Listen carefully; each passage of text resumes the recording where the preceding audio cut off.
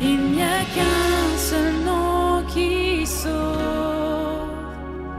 qui guérit toutes les maladies.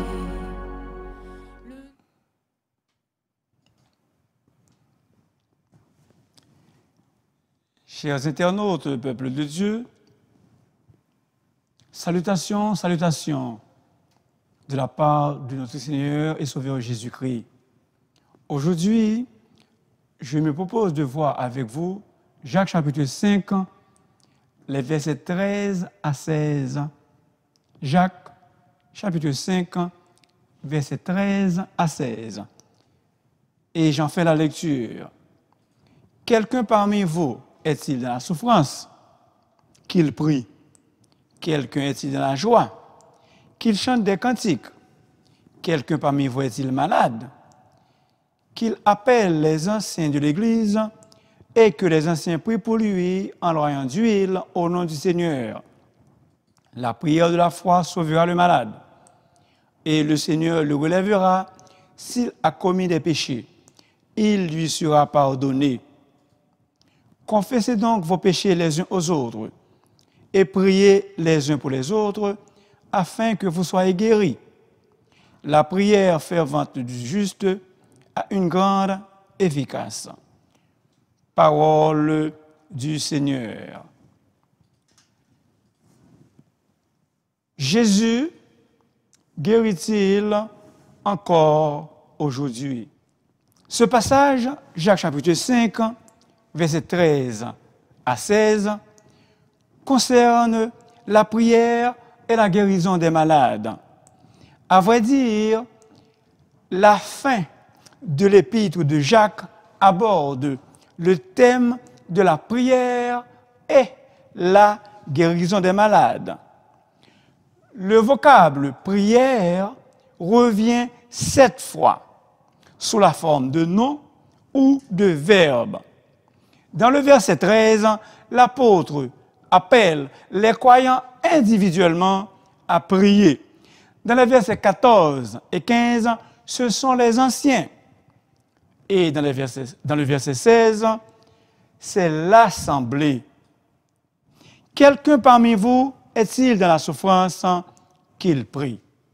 Bien-aimés, dans toutes les circonstances de la vie, nous devons nous tourner vers le Seigneur par la prière.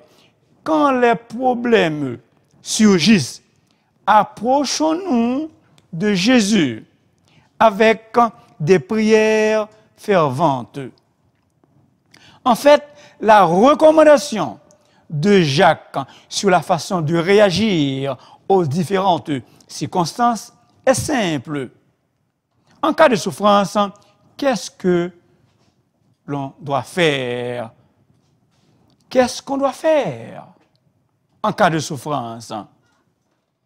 Il faut prier, raconter ou racontons à Dieu nos douleurs physiques ou spirituelles. Et il faut attendre de la délivrance si telle est la volonté de Dieu. Extrêmement important. Dieu guérit selon sa volonté. Dieu, il guérit par sa grâce selon sa volonté. Et selon certains passages, ce n'est pas toujours sa volonté de guérir.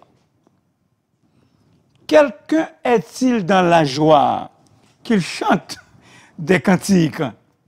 Dans les moments de joie, élevons nos cœurs vers Dieu et louons-le.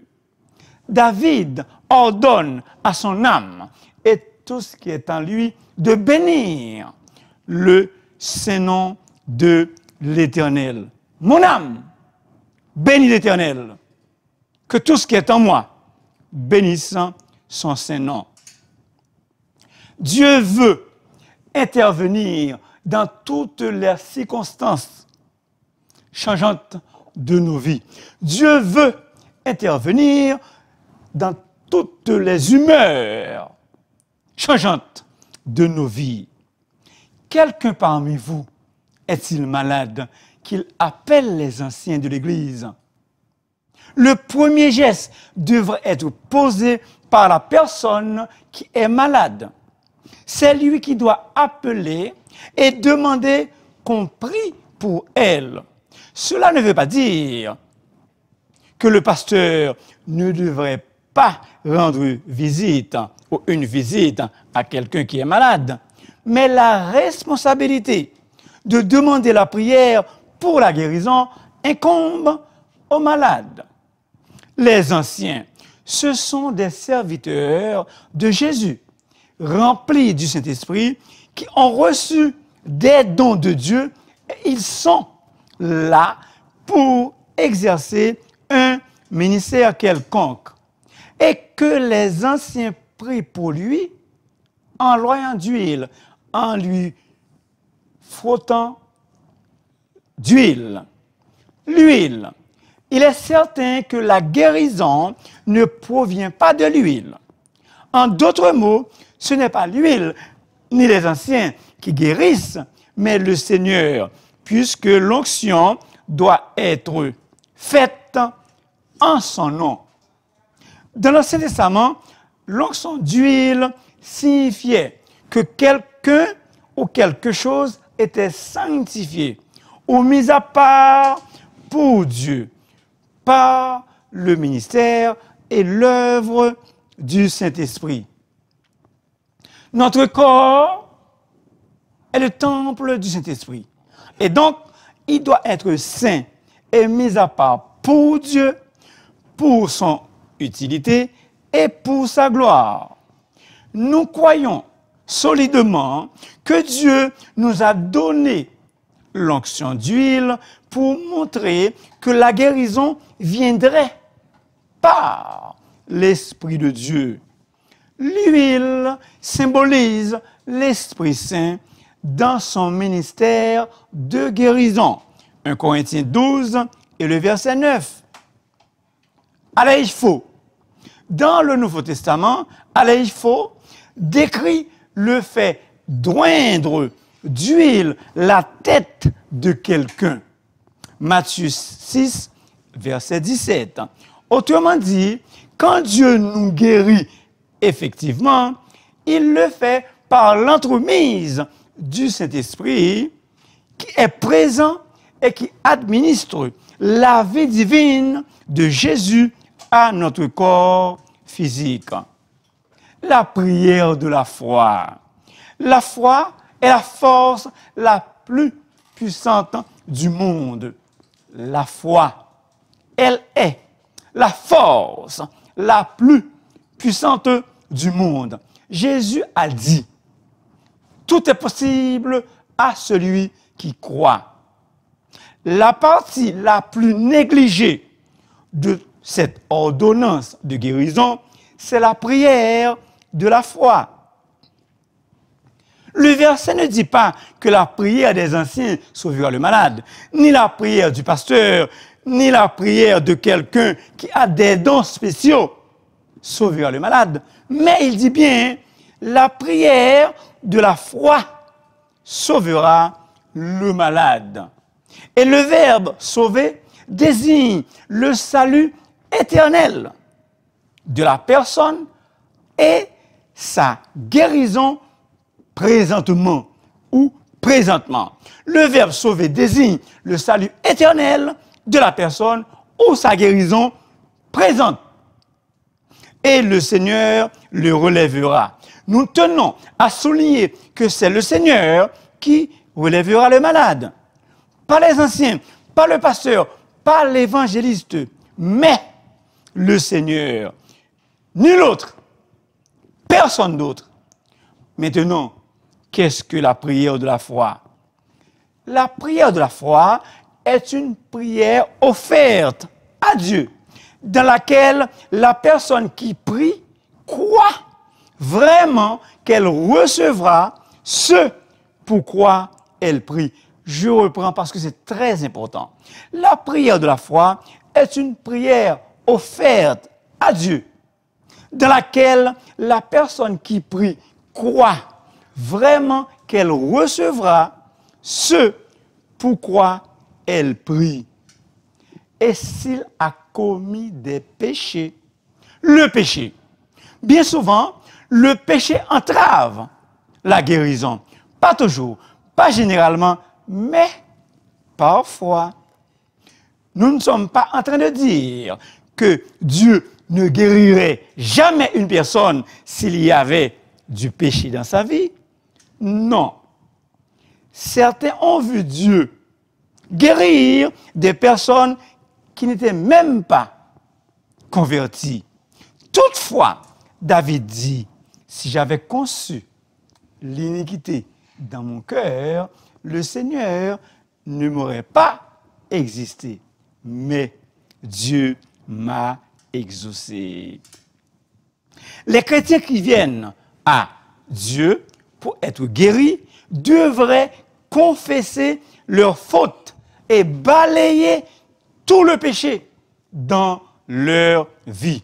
La Bible dit, si nous confessons nos péchés, Dieu est fidèle et juste pour nous pardonner et pour nous purifier de toute iniquité.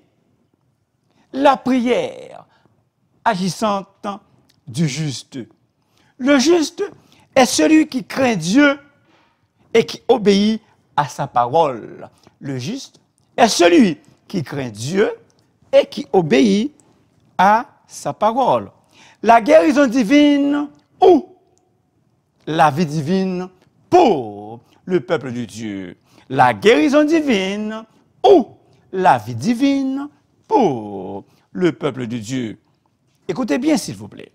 Et si l'esprit de celui qui a ressuscité Jésus dans tous les morts habite en vous, celui qui a ressuscité Christ dans tous les morts rendra aussi la vie à vos corps mortels par son esprit qui habite en vous. Dans ce verset, l'apôtre Paul ne parle pas du corps immortel, bien sûr. Il parle de notre corps mortel dans lequel demeure le Saint-Esprit. Dans le désert, il y a eu une guérison de masse. Quand Dieu avait dit à Moïse d'enlever le serpent, ce fut un exemple où la vie divine a été dispensée à des millions de personnes pendant 40 ans. Cette puissance de guérison miraculeuse de Dieu était-elle réservée seulement aux Israélites? Est-elle accessible aux croyants d'aujourd'hui? Écoutez bien ce que l'apôtre Paul écrit à l'église de Corinthe. Et ces versets concernent le peuple d'Israël dans le désert. Et ça nous concerne aussi aujourd'hui, parce que nous recevons notre guérison par Jésus. Frères, je ne veux pas que vous ignoriez que nos pères ont tous été sous la nuée, qu'ils ont tous passé au travers de la mer, qu'ils ont tous été baptisés en Moïse et dans la mer, qu'ils ont tous mangé le même aliment spirituel et qu'ils ont tous bu le même breuvage spirituel. Car ils buvaient à un rocher spirituel. Et ce rocher était Christ. Soulignez cela, s'il vous plaît. Et ce rocher était Christ. Est-ce que vous êtes là? La vie divine ou la guérison divine que les Israélites ont expérimentée était la vie même de Christ. Son amour est le même aujourd'hui que celui qu'il a manifesté pendant son ministère terrestre. Sa compassion est la même encore aujourd'hui que celle qu'il a manifestée pendant son existence terrestre. Sa puissance n'a jamais diminué, jamais changé, et tout lui est encore possible. Jésus est encore capable de tout faire.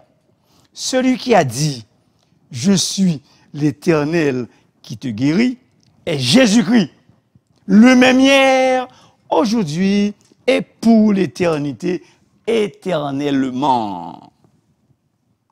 Les expériences des Israélites dans le désert, ces choses leur sont arrivées à titre d'exemple et elles ont été écrites pour nous avertir, pour notre instruction à nous qui sommes parvenus à la fin des siècles. Hello! Hello! Dès que Dieu commence à avoir des rapports avec son peuple, il établit un principe de vie pour satisfaire tous nos besoins physiques.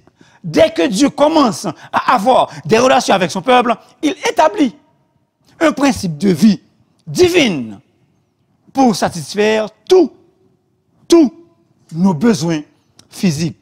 Dieu ne fait pas seulement quelque chose pour son peuple, mais il est quelque chose pour son peuple. Dieu est quelque chose pour son peuple. Quand Christ, votre vie paraîtra. Le verset le dit, c'est Christ qui est notre vie. Lui-même, dont notre corps a désespérément besoin. Le Christ ressuscité et glorifié. Oui, Jésus est une vie divine pour le peuple de Dieu. Si son esprit demeure en nous, alors il est en nous. Christ en nous, l'espérance de la gloire. Colossiens 1, 27. Maintenant, une question fondamentale, une question de fond. Qu'est-ce que la vie divine ou la guérison divine? Selon le pasteur Richard Sipley, et il a trouvé la réponse dans les Écritures. La guérison divine, c'est la vie d'une nouvelle personne à l'intérieur du vieil homme, transformant le vieux en neuf par ce principe. Il faut souligner que la même expérience de la vie divine par les Israélites dans le désert est encore accessible aujourd'hui quand on accorde à Christ la place qui lui revient de droit parmi ses enfants, parmi nous, nous qui sommes sauvés, et dans leur vie individuelle. Écoutez bien, s'il vous plaît. Très important d'écouter ce que je vais vous dire. La maladie est parfois le résultat direct du péché. Dans 1 Corinthiens 11 et le verset 30, nous lisons que certains Corinthiens étaient malades pour avoir pris part à la scène sans juger les péchés dans leur vie. Cependant, encore très important ce que je vais vous dire, il faut retenir aussi cela. Les maladies ne sont pas toutes des conséquences directes du péché. À titre d'exemple, Job était malade, bien qu'il fût l'homme le plus juste de son temps. L'aveugle né ne souffrait pas à cause des péchés qu'il avait commis. Épaphrodite était malade suite à son inlassable service du Seigneur. Gaius était spirituellement en bonne santé, mais physiquement, il était malade. La maladie est parfois le résultat d'une activité satanique. Et les Haïtiens peuvent bien comprendre ça, et d'autres nations, d'autres peuples. C'est Satan qui couvrit le corps de Job d'ulcère. C'est Satan qui paralysa la femme dans Luc 10, verset 13 à 17, de façon à ce qu'elle reste courbée, sans pouvoir se redresser pendant 18 ans.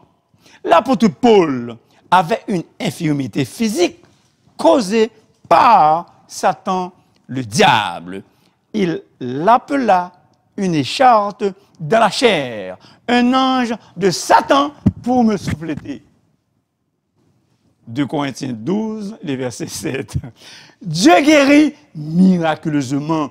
Aujourd'hui même, Dieu peut guérir miraculeusement. Il n'y a rien dans la Bible qui nous décourage de croire que Dieu puisse guérir miraculeusement de nos jours, aujourd'hui même. Il est vrai, dans un sens général, la guérison est incluse dans l'expiation. Pourtant, toutes les bénédictions qui sont dans l'expiation ne nous ont pas encore été accordées. Par exemple, la rédemption du corps fait partie de l'œuvre rédemptrice de Christ pour nous, pour vous et moi. Mais nous la recevrons seulement lorsque Christ reviendra pour ses saints. Romains 8 et le verset 23. À ce moment-là, nous serons aussi guéris définitivement de toutes nos maladies.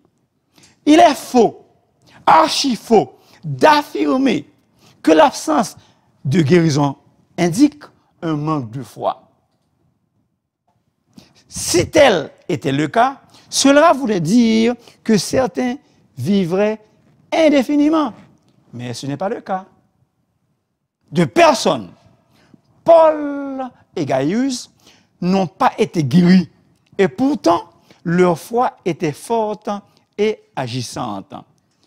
Tel que promis, voici quelques moyens pour obtenir une guérison divine. Mais il faut bien souligner, par la grâce de Dieu, il faut prier. Le prophète Jérémie a prié.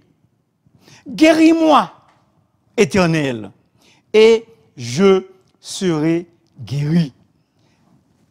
La prière doit être faite au nom de Jésus. La prière doit être faite au nom de Jésus. Il faut se repentir. La conversion s'impose. Il faut imposer les mains aux malades en loyant d'huile, en le frottant d'huile. Il faut réprimander l'infirmité ou l'esprit malin qui cause ou qui causait l'infirmité. Matthieu 17 et le verset 18. Il faut obéir à Dieu. Notre sainte marche avec Dieu est extrêmement importante. Il faut confesser nos péchés. Plusieurs textes de la Bible nous le disent. Il faut avoir la foi. La foi en Jéhovah Rapha.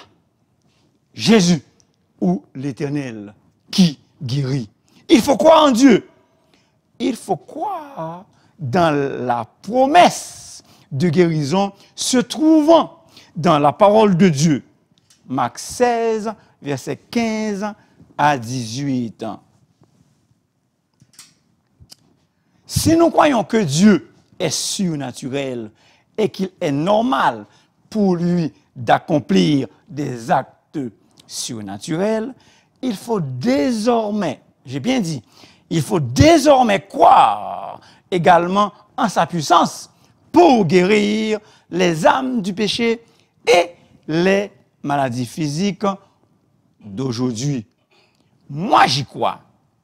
À cause de sa compassion, à cause de son amour, à cause de sa grâce, Dieu veut et peut nous guérir miraculeusement aujourd'hui même.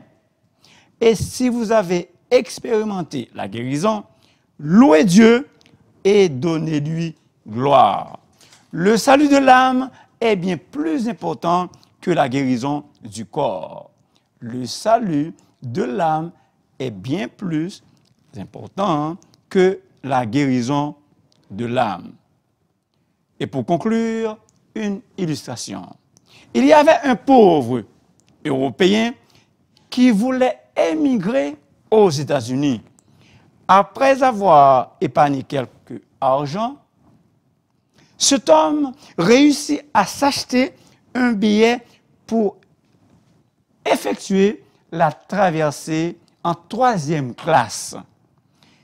Il emporta avec lui quelques casse-croûtes et un peu de nourriture qui se conservait pendant toute la durée du voyage. Tandis que les autres passagers du bateau prenaient leur repas au restaurant, lui, il se cantonnait dans sa chambre et mangeait des sandwichs et du fromage. Vers la fin du voyage, fatigué de ce régime et sentant les odeurs agréables qui provenaient de la salle de réception ou bien de la salle du restaurant, il se leva et demanda à l'un des serviteurs combien coûtait un repas au restaurant. Mais celui-ci lui demanda, « Alors, avez-vous acheté un billet d'avion? Avez-vous un billet d'avion? » « Oui, répondit le pauvre homme. Alors, le serviteur lui dit, « Le prix des repas est aussi compris dans le prix du billet. » Pensez à cet homme qui avait laissé passer tous ses bons repas, tout simplement parce qu'il ignorait qu'il y avait droit. Chers internautes, peuple de Dieu, ne passons pas à côté des avantages que le Seigneur nous a acquis à la croix. Maintenant, comme je vous ai dit dans le message, le plus important, c'est la guérison de l'âme, c'est la conversion, c'est se repentir. Voulez-vous adresser avec moi cette prière si vous voulez accepter Jésus comme votre Seigneur et Sauveur personnel? Prions. Seigneur Jésus, je crois que tu étais à la croix pour donner ta vie afin que moi j'aie la vie. Merci Seigneur d'avoir pris ma place à la croix afin que je sois sauvé. Aujourd'hui même, en cet instant même, je t'accepte comme mon Seigneur et mon Sauveur personnel. Sois le maître de ma vie. Dirige et contrôle ma vie. Oui, Seigneur Jésus, par la foi, je t'accepte comme mon Seigneur et Sauveur personnel. Au nom, ton nom, qui est puissant encore aujourd'hui, sauve-moi de la mort éternelle et guéris parfaitement, selon ta volonté, mon corps physique. Amen. Et merci, Seigneur Jésus. Si vous voulez, vous pouvez me contacter dans le 514-571-2196. Merci infiniment de m'avoir écouté. S'il vous plaît, n'oubliez pas de vous abonner, car la voix du serviteur est votre émission. Que le Seigneur vous guérisse. Que le Seigneur vous guérisse. Qu'il en soit ainsi pour vous.